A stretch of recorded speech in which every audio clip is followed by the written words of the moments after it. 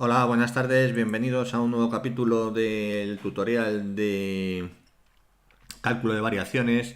Hoy vamos a ver otro ejemplo, otra aplicación para una aplicación de política económica óptima. Es decir, las autoridades monetarias van a tener que elegir una senda de inflación esperada, de expectativas de inflación, para que la política monetaria sea óptima. ¿Y qué significa que sea óptima? Bueno, pues empezamos. Las autoridades monetarias van a tener una función objetivo, van a tener dos variables fundamentales, el paro y la inflación. Paro y la inflación. Entonces, esta va a ser una función objetiva, que va a depender de P y de I. Bien, esto va a ser lo referente a la renta, al paro, al empleo, objetivos de empleo, y esto va a ser lo referente a objetivos de inflación. A ver, inflación. Entonces, esta función objetivo es IF es la renta de pleno empleo. Entonces, la renta de pleno empleo se supone que ahí hay pleno empleo. El único desempleo que hay sería el puramente friccional. Bien, pues y esta sería la producción o renta efectiva que hay en un momento determinado. Entonces, eh, lo ideal sería que la renta efectiva sea exactamente igual a la de pleno empleo. Cualquier diferencia va a provocar, si está por debajo, va a provocar desempleo, paro, y si está por encima de la renta de pleno empleo, va a provocar recalentamiento, sobrecalentamiento de la economía que va a generar inflación. Entonces, lo adecuado sería que la diferencia fuera cero, es decir, que I sea igual a IF. Se eleva al cuadrado porque tan malo es no llegar como pasarse. Entonces, si lo elevamos al cuadrado, tendríamos, tendríamos un valor positivo de objetivo. Tomaría un valor objetivo positivo. Esta función, por tanto, va a haber que minimizarla. Porque vemos que lo óptimo sería I igual a IF, ya de momento esto sería cero. Si hay alguna desviación sería positivo. Entonces, el objetivo de las autoridades en principio y en final, va a ser minimizar esta función objetivo. Bien, y luego por otro lado está la inflación, más P al cuadrado, que lo ponemos P al cuadrado. Entonces, P va a ser la tasa de inflación corriente que hay en un momento del tiempo. Y alfa va a ser la ponderación, alfa va a ser mayor que cero, es un parámetro que va a ser la ponderación, la importancia que dan las autoridades económicas a la inflación en relación con el empleo. Alfa podría ser prácticamente cero, con lo cual estamos dando mucha más preponderancia, más ponderación al empleo, o alfa podría ser muy grande, con lo cual las autoridades están dando mayor importancia a la inflación. ¿De acuerdo? Alfa es el grado de importancia que dan las autoridades, en este caso, al desempleo, a la inflación. Bien, entonces esta función alcanzará el mínimo alcanzará cuando I, como he dicho antes, sea igual a F y además P sea igual a cero. La tasa de inflación sea cero. Se supone que el Banco Central, pues bueno, normalmente en la práctica es un 1 o un 2% que se permite de inflación, pero bueno, aquí suponemos que P es igual a cero. P es igual a cero. Entonces, y también tasas de inflación negativas, podría haber una tasa de inflación negativa, también no son convenientes. Bueno, no es cuestión ahora de explicar por qué no son convenientes, pero no serían convenientes tasas de inflación negativa. Por eso también está elevado al cuadrado. ¿De acuerdo? Entonces, eso por un lado. Por otro lado, vamos a tener que la tasa de inflación va a seguir la curva de Phillips. La curva de Phillips.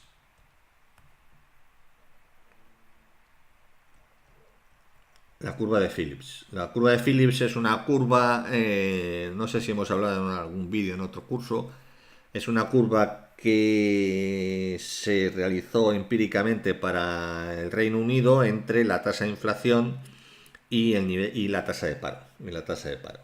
Bien, y se vio que era decreciente, es decir, a mayor inflación, menor paro y a menor inflación, perdón, a mayor inflación, menor paro, ¿sí? Y a menor inflación, mayor desempleo, mayor paro.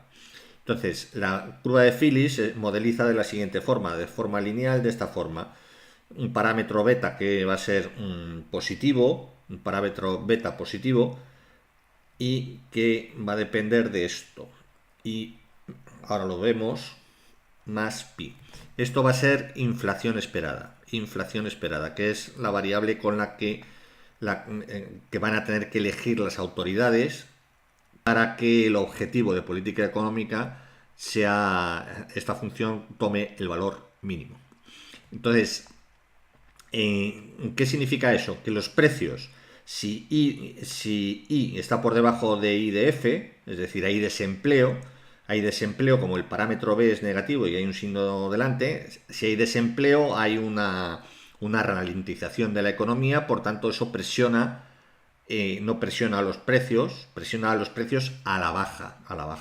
Es decir, se tiende a producir deflación. Claro, estamos en una situación deflacionaria, tanto en producción, por tanto, en precios también. Por el contrario, si está por encima del nivel de producción de pleno empleo, esto sería negativo, entonces se está recalentando la economía, multiplicado por un parámetro positivo, pero con un signo delante, presionaría a los precios al alza. A la tasa de inflación aumentaría. Eso por un lado. Y luego, es decir, esto sería el mercado, la parte real de la economía, cómo influyen los precios, y luego habría una parte de expectativas. Sí, inflación esperada, esto es inflación esperada.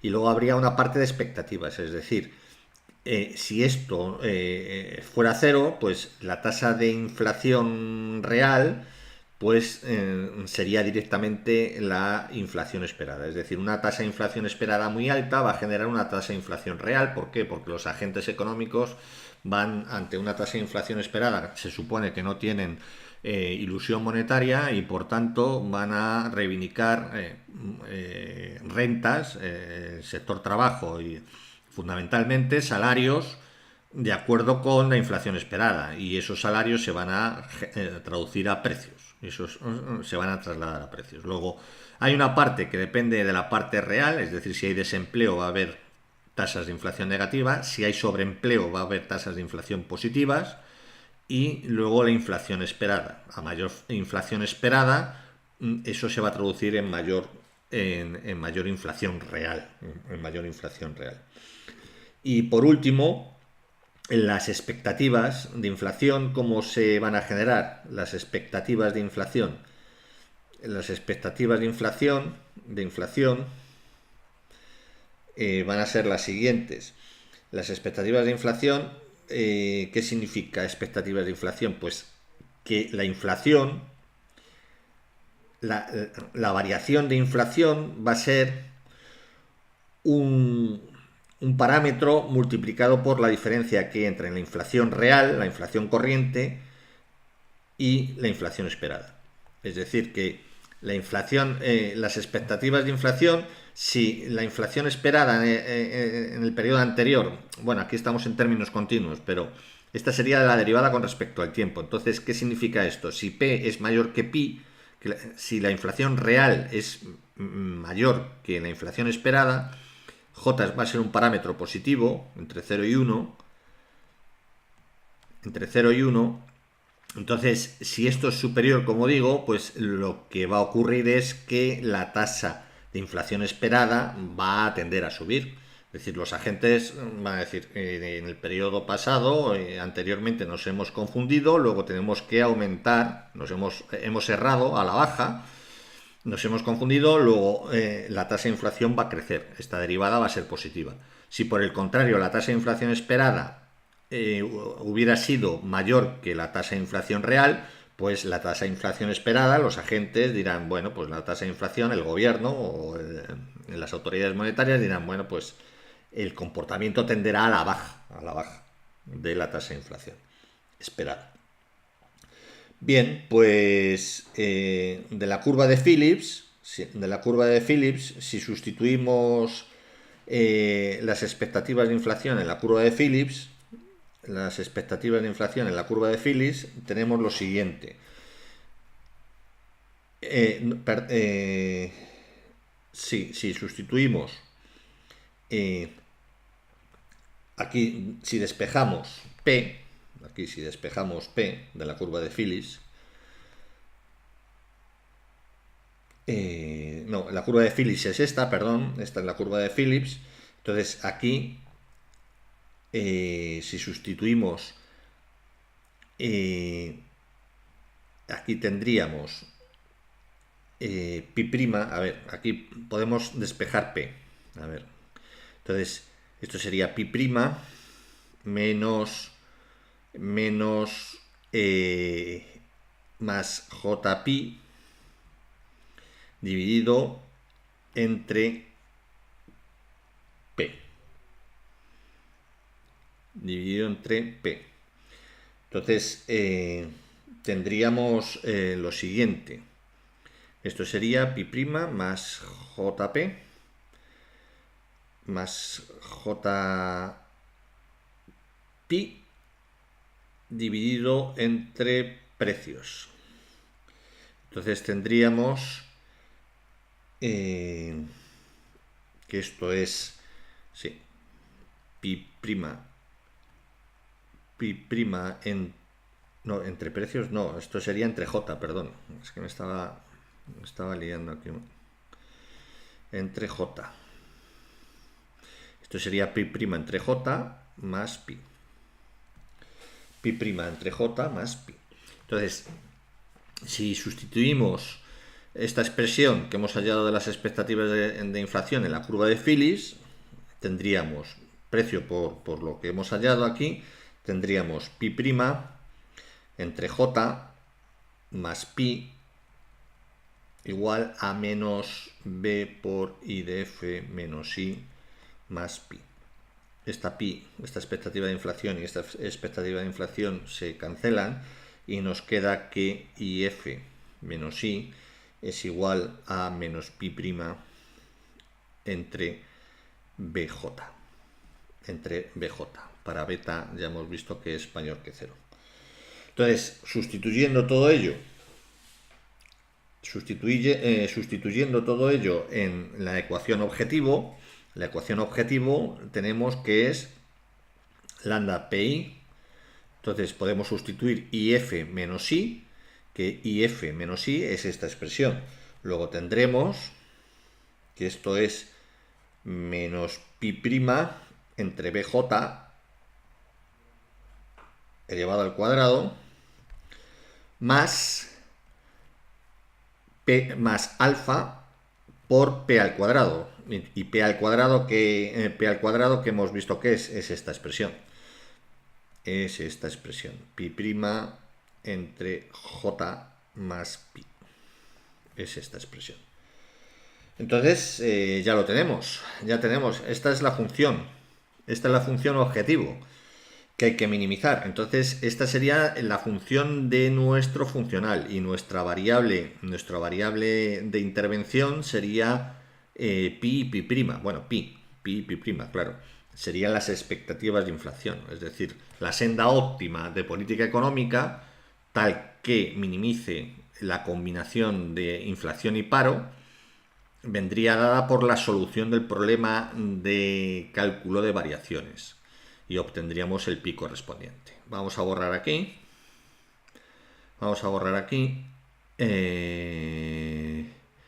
Bueno, no vamos a borrar, vamos a bajar y así si tenemos que ver algo, pues lo... Entonces, nuestro problema, por tanto, será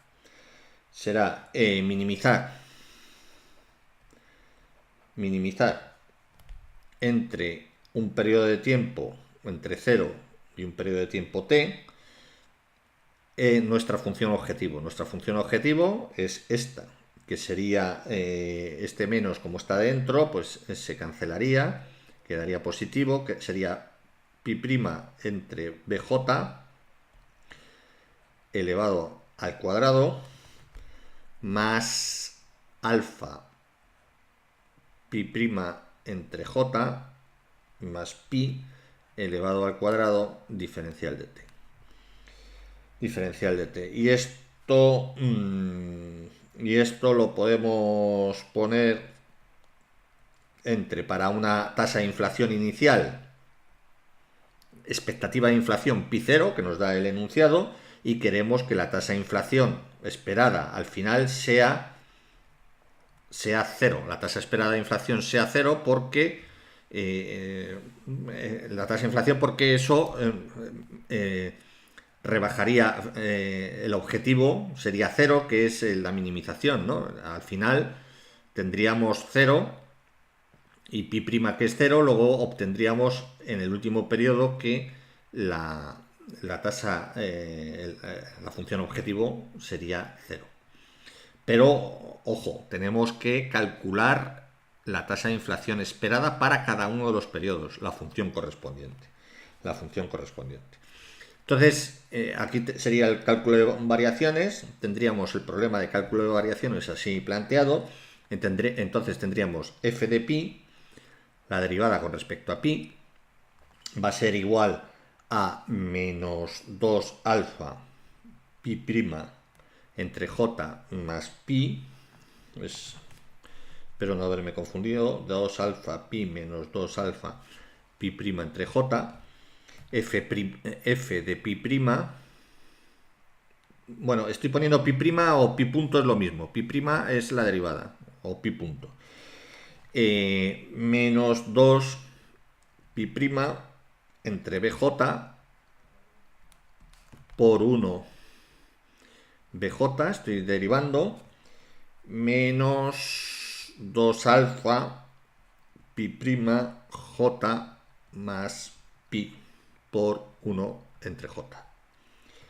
Si esto lo ponemos aquí, lo arreglamos un poco, sería menos 2 pi' entre bj al cuadrado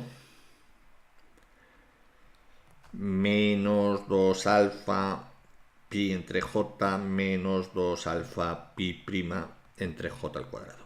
Esto sería f de pi'. Y ahora hay que derivar con respecto al tiempo f de pi'. Y esto sería, derivando con respecto al tiempo f de pi', sería menos 2 pi segunda entre bj, porque esto todo es una constante, menos 2 alfa pi', derivando pi' con respecto al tiempo, entre j, menos, todo esto es una constante, menos 2 alfa pi segunda entre j al cuadrado. Entre j al cuadrado. Entonces, ahora lo que tenemos que hacer es plantear la ecuación de Euler directamente. La ecuación de Euler directamente sería, la ecuación de Euler es, sabemos que es f, en este caso, f de pi menos derivada con respecto a t de f de pi punto o pi', como queréis llamarlo, pi punto es igual a pi', siempre, es la misma notación, igual a 0. Entonces, sustituyendo f de pi por su valor, etcétera, tendríamos la siguiente ecuación. 2 alfa pi, ahora es cuestión de álgebra que no es muy difícil, ¿eh? No es muy difícil, más 2 pi segunda entre bj al cuadrado más 2 alfa pi' entre j más 2 alfa pi segunda entre j cuadrado igual a 0. Podemos sacar factor común. En pi' y pi segunda. Y lo que tendríamos es, para pi segunda, sería 2 alfa, 2 alfa entre j cuadrado más 2 entre bj al cuadrado. Eso por un lado, correcto. Ahora en pi' sería 2 alfa entre j menos 2 alfa entre j, con lo cual esto y esto es 0, luego esto se cancela, todo esto es 0, más pi por menos 2 alfa igual a 0. Aquí tenemos, esto es 0, he dicho, dividimos todo entre 2, 2, 2 y 2, se nos queda esto,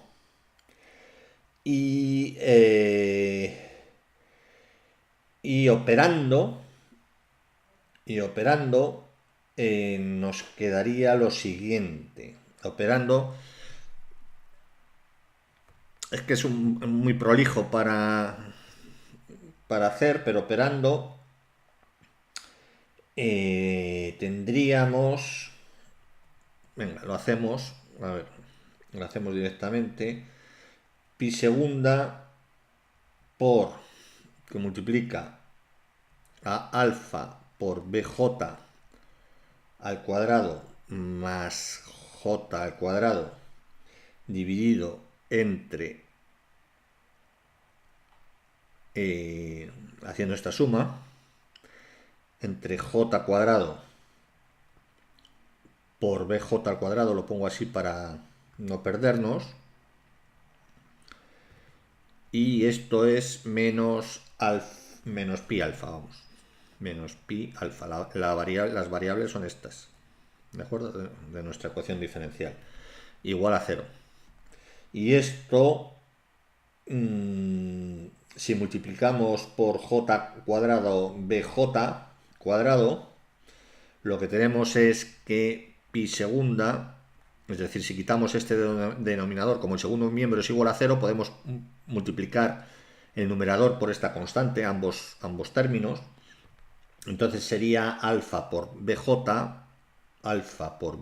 cuadrado más j cuadrado menos pi alfa j cuarta beta cuadrado igual a 0. Entonces nos quedaría la ecuación al final, nos quedaría la ecuación correspondiente, la ecuación diferencial a resolver sería, no, esto no es cuadrado, es doble punto, doble coma,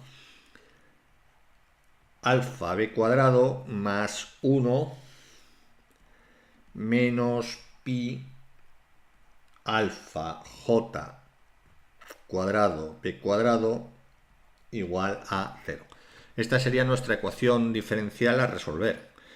Es una ecuación diferencial de segundo orden, esto sería de segundo orden, no habría término en la derivada primera, tenemos que hallar la función pi en función del tiempo. Esto es una constante, es lineal, homogénea, con coeficientes constantes. Bien, esto sería la raíz característica de esto, para resolver esta ecuación sería r cuadrado, eso ya es cuestión de ecuaciones diferenciales, de resolución. Esto sería r cuadrado, esto se pasa la derivada segunda como r cuadrado, lo multiplicamos por alfa b cuadrado más 1, estoy resolviendo la ecuación característica, menos pi no, menos alfa j cuadrado b cuadrado igual a 0. Luego r cuadrado sería la raíz cuadrada, r ya sería la raíz cuadrada, despejando sería la raíz cuadrada de alfa j cuadrado b cuadrado dividido entre, esto es todo álgebra, b cuadrado más 1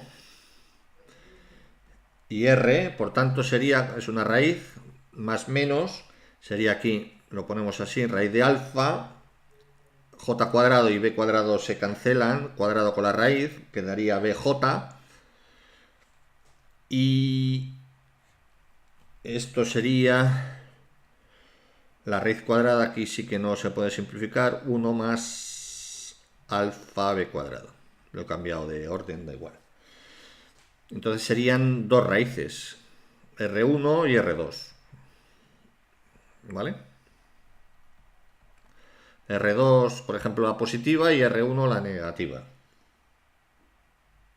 Sí, por ponerlo, lo podríamos poner al revés, da igual. Entonces, la ecuación, la solución de la ecuación homogénea, que es como es la homogénea, es la ecuación diferencial que hay que resolver, pues sería pi de t, por tanto, pi de t sería un coeficiente b1 que multiplica a e elevado a menos r,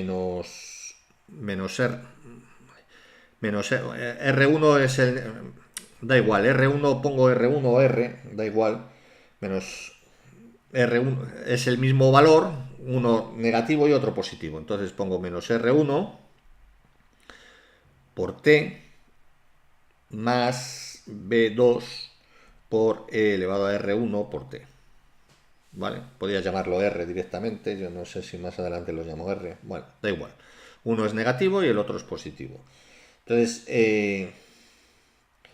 Entonces, sustituyendo las condiciones iniciales, esta sería la solución ya, pero sería la solución general de la homogénea. Ahora tenemos que ver las condiciones iniciales de nuestro problema, y era que en pi0, esto sería pi0, un dato del enunciado. Entonces, para t igual a 0, esto es 1, quedaría b1 más b2, y para pi en t, habíamos dicho que tenía que quedar igual a 0.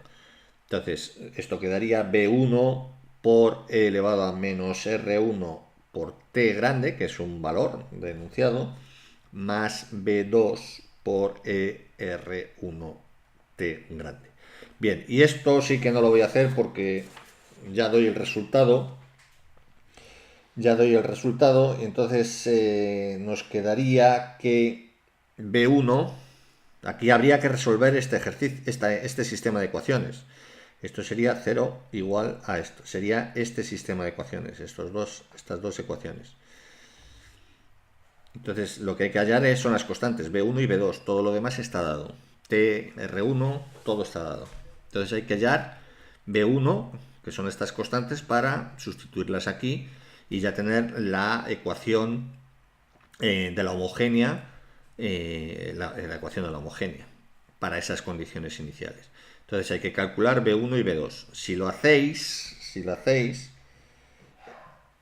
tenemos que b1 sería igual a pi0 entre 1 menos e elevado a menos 2r por t, y b2 es igual a pi0 entre 1 menos 2 elevado a... No, perdón. Igual a 2rt. B1 y B2. ¿Vale?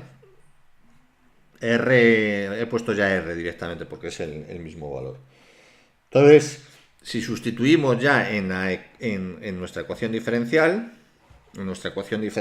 tendríamos ya la solución final, que sería pi de t, que es las expectativas óptimas que tendría que haber, o las que tendría que anunciar la autoridad monetaria o la autoridad económica en general, desde el ministerio, desde el Banco Central del país, sería pi sub 0 entre 1e elevado a menos 2rt.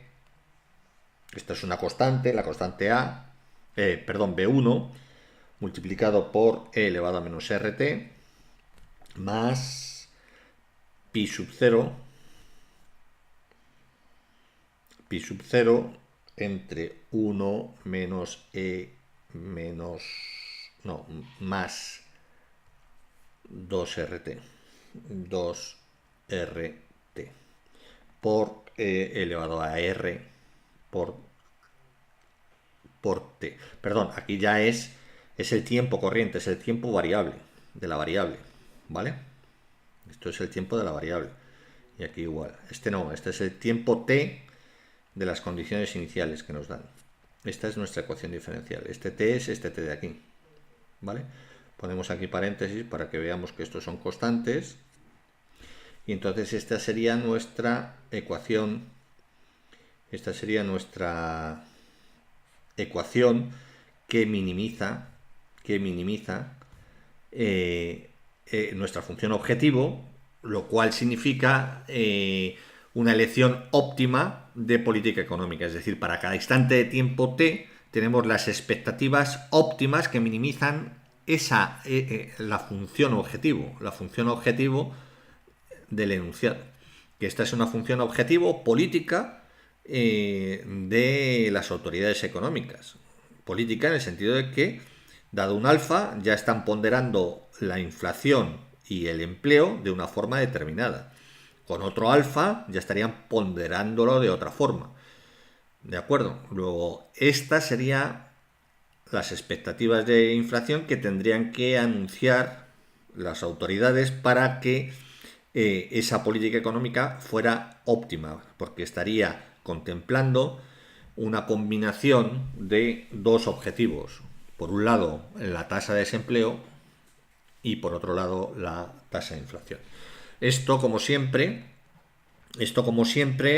lo podemos representar gráficamente. Lo podemos representar gráficamente en un Excel y nos quedaría de la siguiente forma. Nuestra... Aquí introduciríamos los datos. Aquí introduciríamos los datos, por ejemplo, 7 años o 7 periodos de tiempo. La renta objetivo, la de pleno empleo, vamos, es 100. Alfa era la ponderación de la inflación en la función objetivo. Aquí estoy dando 1, que estoy ponderando tanto el desempleo como la inflación de la misma forma. J, que es la velocidad de ajuste de las expectativas adaptativas, es 0,75, por ejemplo. Es una velocidad relativamente alta, porque J puede valer entre 0 y 1. Beta, que es el parámetro que me relaciona los desajustes en la renta respecto a la renta objetivo, a la renta de pleno empleo, el desajuste ese desajuste, cómo influye en los precios. Cuanto mayor sea beta, mayor influencia tendrá en los precios el desajuste correspondiente en el nivel de renta.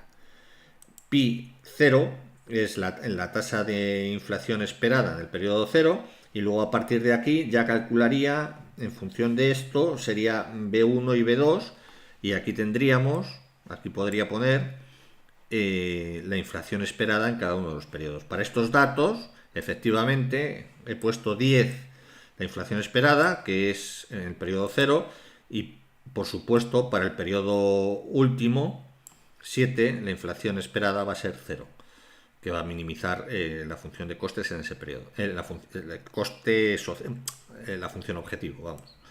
Entonces, esta sería la senda óptima a lo largo del tiempo, la senda óptima de la inflación esperada a lo largo del tiempo. Y lo representamos aquí en este gráfico.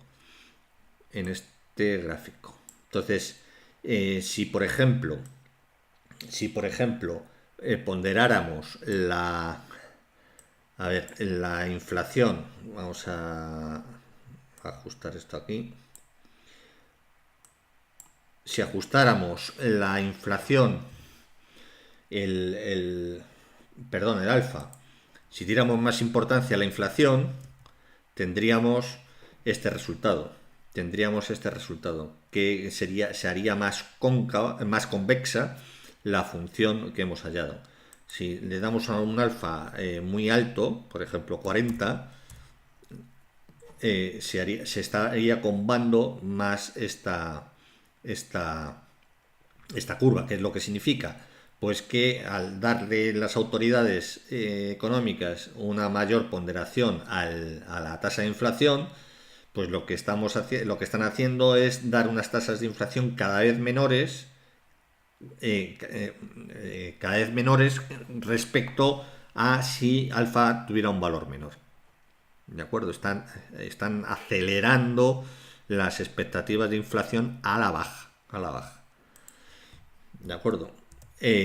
Claro, si diéramos alfa 0,5, estaríamos ponderando más el empleo respecto a alfa. Si a alfa le damos 0,1, mucho más el empleo. Entonces las expectativas de inflación no es necesario que disminuyan tanto a lo largo del tiempo.